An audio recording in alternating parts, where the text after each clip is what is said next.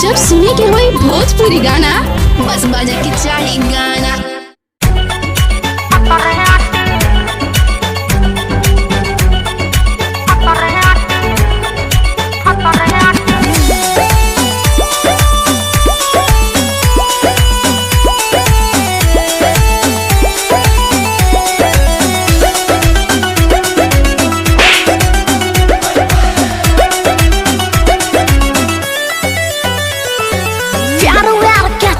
छोरा छेटा जन है धन बटोरा,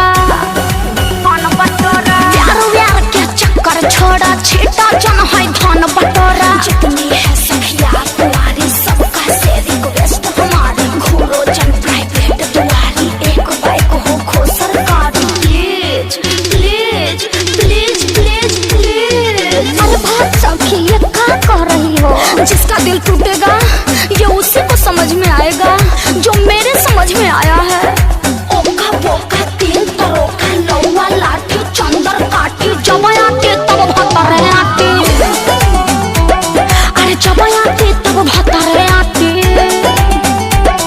अरे आते रे आते भतरे आती।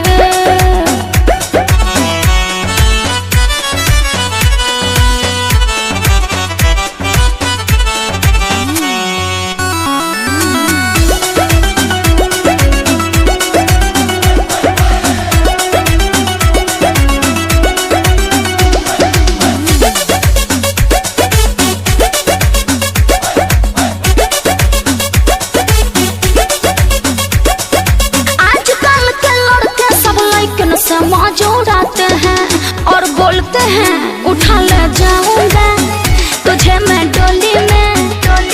और कहते हैं कुछ और मगर कर देते हैं कुछ और।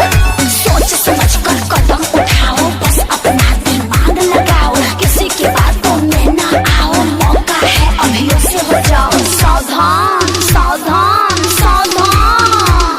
आज 1,20,000 के बाद कहलुए सखी तारा बात में दम बा।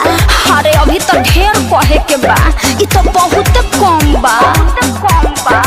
ओका बोका